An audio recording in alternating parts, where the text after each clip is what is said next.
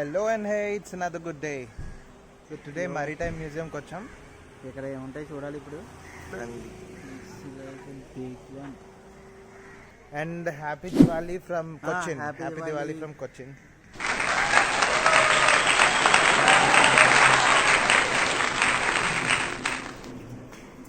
Yeah, in ancient times, King Manuel of Portugal really allowed his traders to trade along the land route. But when they reached Constantinople, the present day Istanbul, Turkey, they levied lost tax. So that was a loss for King Manuel. So he thought otherwise. He deployed the best available explorer of the time, Vasco da Gama, to circumnavigate the Cape of Good Hope. Fine. And he started his journey on 14 July 1497 from Lisbon, and he circumnavigated the Cape of Good Hope. And when he reached Melendi, Melendi is situated 70 kilometers north of Mombasa in Kenya, he met a Gujarati pilot who later navigated Vasco da Gama from Melendi to Calicut. And Vasco da Gama sought the help of this Gujarati pilot because he had immense knowledge about the tides and the monsoon winds which blew from the African continent to the Indian subcontinent. And Vasco da Gama really benefited a lot from this person. And Vasco da Gama came here with a mission to do spice trade and to spread Christianity. He is the person who brought Portuguese. They are the persons who brought Catholics. These are the ports of Kerala. We have got Kudgallur port, which is formerly called Musiris. In 1341, there was a great flood which lasted for 27 long days. And as a result, Musiris got submerged. At the same time, Cochin Harbour was formed. When Cochin Harbour was formed, the Chinese traders trading in Kannur, they migrated to Cochin Harbour. And during the period 1350 to 1450, they introduced the famous Chinese fishing nets. So Kerala is also called the gateway of religion. In the first century, St. Thomas, one of the disciples of Jesus Christ, came to India and he introduced Christianity as a religion. But when the Portuguese came in, they brought Catholics. When the Dutch came in, they brought Protestants. When the Britishers came in, they brought Anglicans. So three new subcastes came to the colonial rulers, but the religion was brought by St. Thomas the Apostle. Kerala was well known abroad as the land of spices. Here we will find a spice tree in place. We have got pepper, we have got nutmeg, we have got cardamom, dry ginger and turmeric. Hortus malvaricus, which contains details about herbal plants and their medicinal properties. And that is supposed to be the Bible of Ayurvedic students. This is a very unique island. It's called the Vipin Island. Right. Towards the northern side, there's a place called Palliput, where we have the remains of Fort Emmanuel, one of the forts which was actually built by the Portuguese in the 15th century. We have got Balaram Island, where we have the transshipment container terminal maintained by Dubai Port. We have got Bolgati and Naglam. These are all natural islands connected with grocery bridges. But Wellington Island is an artificial island. It's a man-made island. So Robert Bristow, the British engineer, converted Cochin to a world-class port, for which he brought dredger all the way from Scotland. He brought two dredgers, Lord Wellington and Lady Wellington. And Lord Wellington was used to dredge mud. And with that sludge, an island was formed, and that island later came to be known as Wellington Island. And today that island harbors the headquarters of Southern Naval Command, the headquarters of Cochin Port Trust. It has a 5-star hotel and 2 4-star hotels.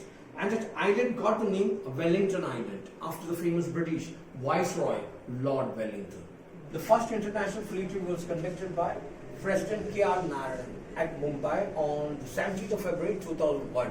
At that time, K.R. Narayan invited 20 countries and nearly 30 ships took part in the international fleet review. And international fleet review is conducted every 15 years to bridge the gap between countries, to unite through oceans. So that's the motto of international fleet review. And this aircraft carrier was decommissioned last year, and now it's going to become a museum in Visakhapatnam.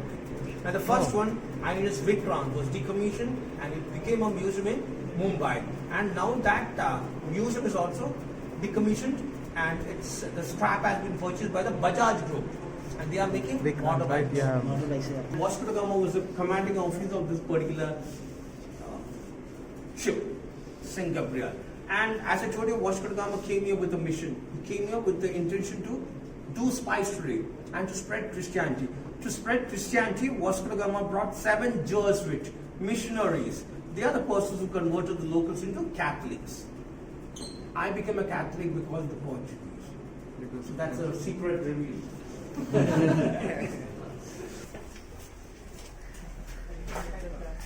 And this is called limbo, or limbo is an anti-submarine projectile. A projectile is something which is actually fired from a plane or a helicopter to destroy submarines with immense pressure. It's a kind of bomb. That's a 20 mm Hispano gun. A 20 mm Hispano gun is an anti-aircraft gun which can fire 600 rounds per minute at a range of 600 yards. Those two are called surface-to-air missiles. SAM missiles. SAM missiles are actually fired from ancient Durg and Godavari class of ships. It's a frigate. On the top, you'll be able to see the two surface-to-air missiles, SAM missiles, and that can bring down any air targets up to a range of 11 kilometers. And Vice Admiral E.C. Kurvilla was a person who spearheaded that particular squadron, and Vice Admiral E.C. Kurvilla targeted Karachi port because Karachi is the headquarters of Pakistan Navy. Besides, we have got all the Pakistani naval ships centered around Karachi port, oil fields. And the day Karachi port was devastated, reduced to ashes, we celebrate that day as a Navy Day. And when do we celebrate Navy Day? February, December. I know, I want the date. 4th maybe. 4th. 4th, yes. And that's a double barrel anti-aircraft gun. Yeah, Navy Day, December 4th, Vizag they really celebrate. That's called MK-44, an active-passive harbor torpedo. An active-passive harbor torpedo is actually fired from that famous Seeking helicopter, the British one. That Seeking helicopter is actually used for, it's a first of the kind amphibious helicopter that is actually used for casualty evacuation, for search and rescue, for reconnaissance. That Seeking helicopter has two Rolls-Royce engines, two rotors, one on the top, one on the tail. And that can fire this torpedo. It's called MK-44 torpedo, active-passive harbor torpedo. And once it enters into the water, it becomes an active torpedo, and it can destroy submarines up to a depth of 1,000 feet. It can travel at the speed of 25 knots. And you find two nuts in the front. Those two nuts are called echo sounders. So that really gets activated by the sound of the propeller or the ship or the submarine and destroys. It works with the principle of sonar. The second International Fleet Review was conducted by President Pranab Mukherjee at Visakhapatnam on the 6th of February 2016. And Pranab Mukherjee invited 50 countries and 100 warships to part in the International Fleet Review. And motto is United Through Ocean. Even after independence, Goa was under the colonial rule of the Portuguese. Even though we made various international appeals to get back Goa from Portugal, it really fell on the deaf ears, and we had to use force. And 1961, during the Goa Liberation War, the Portuguese warship Alfonso de Albuquerque was really firing against the Indian Air Force fighter plane at Marmagova Harbor in Goa. That fire was neutralized by the fire from two Indian naval frigates, INS Betwa and INS Riyas. So when the naval ships opened fire, she was stranded and forced to run aground. And there's a tradition in Navy: when a ship is destroyed, something has to be collected from that ship for future remembrance. And this light buoy and this block was recovered from that ship and gifted to us by Vice Admiral R.K.S. Gandhi. Vice Admiral R.K.S. Gandhi was a very unique officer. He was a dedicated officer. As his last wish, he wanted to be buried in the ocean. He died in Delhi. His body was flown to Goa and his coffin was slided down into the ocean where he lies buried. That is a very strange burial. And these are the epaulets of naval officers. We still follow the British rank badge. But only one difference is that in Britain, we have got one additional badge. It's called Admiral of the Fleet with 5 stars. 4 is the maximum, is 4 stars. And who is the Admiral, the new Admiral of Indian Navy? He was inducted into Indian Navy on the 1st of June 2019. I can give you a clue. He is the 24th Admiral. Let me check your GK. He is Admiral Karambir Singh. Karambir Singh. He is the 24th Admiral. And these are the rank badges of junior commissioned officers. They are the commissioned officers. In fact, first we had we had midshipmen. Now it starts right from sub-lieutenant. It goes like the sub-lieutenant, lieutenant commander, commander, captain. From here, we are the senior officers, flag officers. 1 star, commodore, which is equivalent to brigadier in the Indian Army. We have got rear admiral, which is equivalent to major general in Indian Army. We have got rear admiral, vice admiral, which is equivalent to lieutenant general in the Indian Army, and admiral of Navy, equivalent to general. In 1947, when India became republic, the Royal Indian Naval assets were partitioned between Indians and the Pakistanis, and the newly formed Pakistani officers and sailors gifted the silver trophy to us, wishing us goodbye and good luck.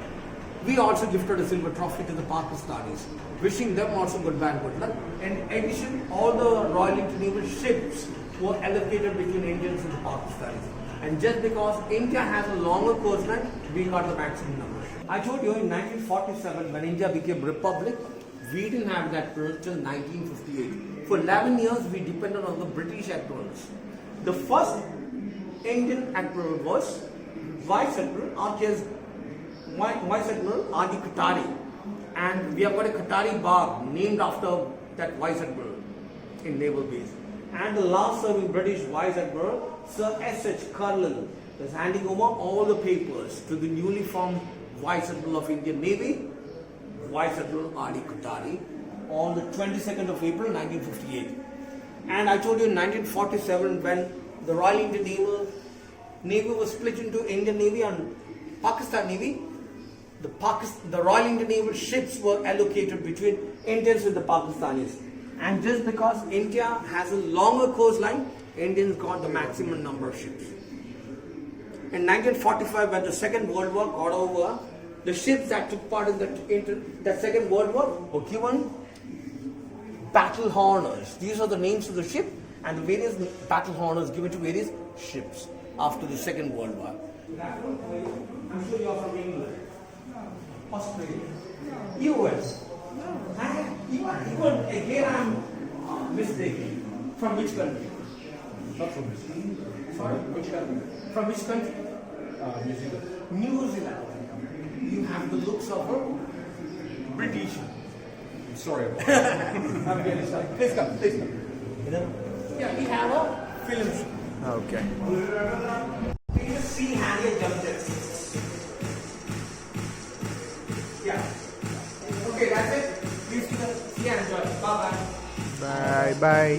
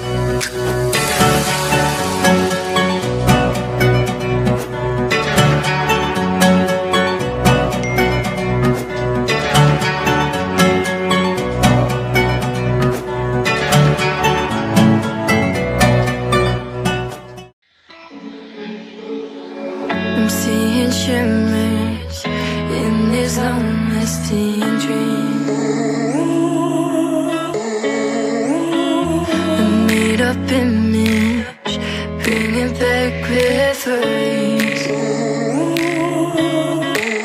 Yes, I've been wasting like most of my life, watching paintings dry. I wanna take back the hours we last singing lullabies, lullabies. No one's tough when faced with time. We waste our lives lying, we're fine.